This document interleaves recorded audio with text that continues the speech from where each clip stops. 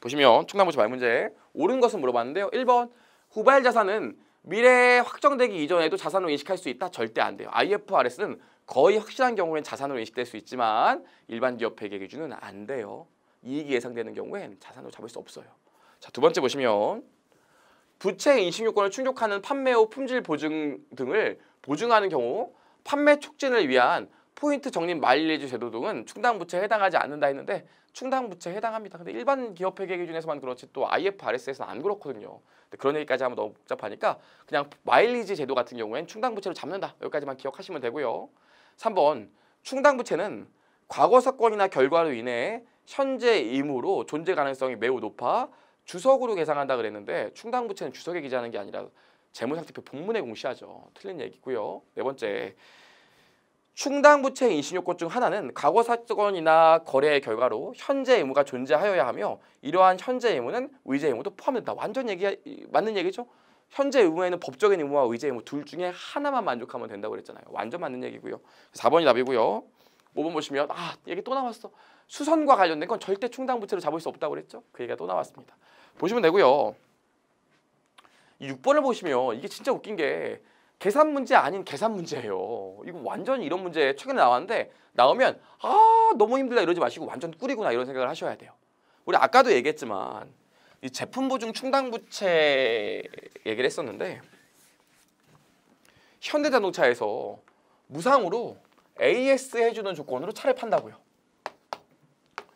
그럼 X1년도에 무상으로 AS 해주는 조건으로 차를 팔았어요. 그럼 여기 매출 100원이 오고요. 여기 매출 채권으로 100원이 올 거예요. 근데 우리 어떻게 했습니까? 그 다음 연도 이후에 X2년도에 실제로 무상 AS 해주면서 돈이 나갈 때 비용 처리하는 게 아니라 수익 비용 대응 논리에 따라 무상 AS 조건으로 차를 팔면 과거에 팔았죠. 과거 사건의 결과. 광고를 하거나 계약서를 썼죠. 무상 AS 해주겠다고. 현재 의무가 있죠. 일반적으로 한 100대 팔면 2, 3대 정도는 AS 해달라고 차 끌고 온다니까요. 자본의 유출 가능성이 매우 높죠. 그 다음 보통 AS 해달라고 하면 현대자동차가 무상 AS 3년 조건으로 자동차를 몇십 년 동안 팔아왔기 때문에 보통 AS 비용이 얼마 정도 되는지 합리적으로 추정할 수 있어요. 그럼 금액을 추정할 수 있죠. 그럼 X1년 말일자로 요거에 대해서 무상 AS 의무에 대해서 충당부채로 인식해줘야 된다고요. 그래서 한 20원 정도를 충당부채로 인식해야 될 것 같으면 요 시점에 제품 보증 충당부채로 20원 부채 잡고요. 미리 비용 처리해 놓는다고요. 어렵지 않죠? 여기까지요? 그리고 나서 X2년도에 실제로 무상 AS 해달라고 했대요. 그상 무상 AS 비용으로 10원이 발생했대요. 그럼 나 회계 처리 어떻게 하면 돼요? 이 경우에 어떻게 하면 돼요? 현금 10원 나가면서 무상 AS 해주고 뭐 해주면 돼? 비용 처리하는 게 아니라 미리 비용 처리해놓고 충당할 부채를 잡아놨으니까 요때 10원만큼을 충당 부채로 없애준다고요. 괜찮죠? 실제 AS가 일어나면 그거에 대해서 비용 처리하는 게 아니라 충당부채를 까준다고요. 따라오시겠어요? 그럼 지금 여기까지 하고 나면 충당부채 얼마 남아있겠어요? 충당부채 10원 남아있겠죠. 근데 기말 시점 되면 또 X2년도에도 물건을 팔았을 거기 때문에 무상 AS 조건을 팔았을 거기 때문에 X2년 말 현재 내가 제품 보증 충당부채로 잡아내야 될 금액이 또 생길 거라고요. 따라오시겠어요? 그래서 현대자동차가 추정해봤더니 X2년 말에 충당부채로 계상돼야 될 금액이 30원은 있어야 될 것 같대. 재무상태표에. 그 여태까지 누적으로 물건 팔 때마다 누적으로 30원만큼은 비용 처리를 해놨어야 될 것 같대요. 그럼 난 여기까지 회계 처리하고만 하면 충당부채 얼마 남아있어요? 10밖에 없는데 X2년 말에 충당부채가 30원은 있어야 될 것 같대. 그럼 X2년 말에 추가로 뭐 잡아주면 돼요? 추가로 충당부채 20원 잡고 추가로 또 비용 처리 20원 해주시면 되겠죠. 그렇죠? 회계 처리가 이렇게 이루어질 거라고요. 사실 조금 더 복잡하고 조금 더 어려운 얘기가 있지만 그런 얘기 안 하고 싶어요. 왜냐면 저희 기출문제는 겁나 쉽게 나왔거든요. 그럼 이거 정리해 봅시다. 그럼 우리 제품 보증 충당부채의 T 계정을 만들어 보면 충당부채는 부채기 때문에 기초금액이 차변, 대변해 오겠죠? 우리 아까 보세요. 충당부채 얼마 있었습니까? 20원 있었잖아요. 실제 무상 보증을 해주게 되면 실제 AS를 해주게 되면 실제 AS 해주는 것만큼 어떻게 돼요? 충당부채가 감소한다고요. 봤잖아요. 실제 AS가 일어나면 충당부채가 감소하잖아요. 그리고 우리가 뭘 구했어요? 기말에 비용 얼마 잡고 충당부채를 얼마 잡고 요걸 먼저 구한 게 아니라 기말 시점에 충당부채가 얼마 있어야 된다는 걸 먼저 구한다고요. 선생님 이거 자꾸 이런 얘기해서 죄송한데요. 이거 대손 충당금의 티계정이랑 완전히 똑같은데요. 어떻게 하셨지? 제 말이 그 말이에요. 대손 충당금이랑 충당부채랑 논리가 거의 똑같다니까요. 그럼 여기까지 해서 기말 금액을 구한다고요. 그럼 뭐가 남아요? 추가로. 올해 추가로 충당부채를 잡으면서 추가로 비용 처리해야 될 금액을 우리가 대차 합계로 그냥 구하면 된다고요. 그래서 이 제품 보증 충당부채 문제도 나오면 결국 얘를 물어볼 거기 때문에 우리가 이 티계정 모양만 알고 있으면 돼요.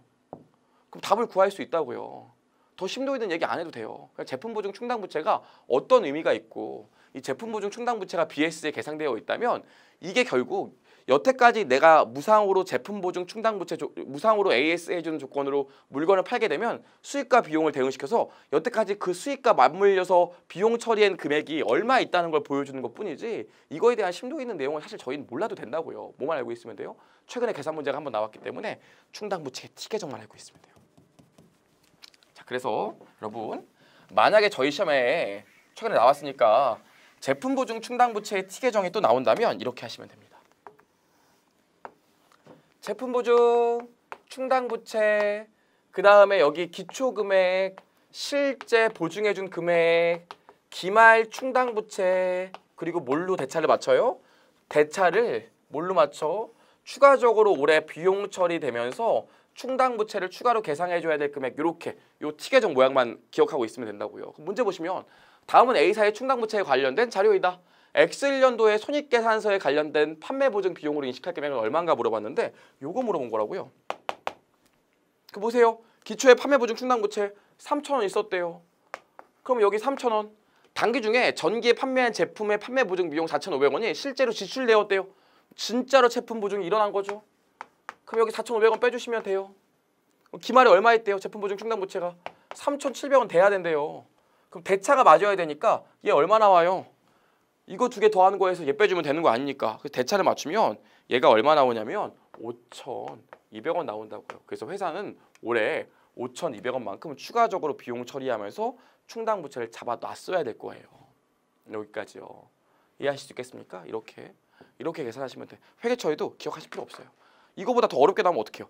에이 안 나와요. 여기까지만 기억하시면 돼요. 그래서 제품 보증 충당부채가 나오면 말문제, 이 충당부채는 기본적으로 말문제가 더 중요하고 그 다음에 굳이 조금 더 어렵게 나온다면 이 보고기간후 사건이랑 섞여서 2번이랑 4번처럼 실제로 보고기간후 사건까지 고려해서 충당부채 금액을 얼마로 계산할 거니까 이게 중요한 문제지 6번은 최근에 한번 나왔기 때문에 또 나온다면 어렵게 안 나옵니다. 그냥 이것만 기억하시면 돼요. 뭐? 티계정 모양만 기억하시면 돼요. 약속 괜찮죠? 그래야지 여러분이 두 달 안에 붙으시죠. 가끔씩 그 신용부서사 금융자격증 공부하시는데 보시면 신용부서사 자격증 따려고 궁금해하시면서 이거 두 달 안에 될까요? 3개월은 공부해야 되는 거 아닐까요? 이러시는데 제가 볼 때는 한 달 반이면 충분해요.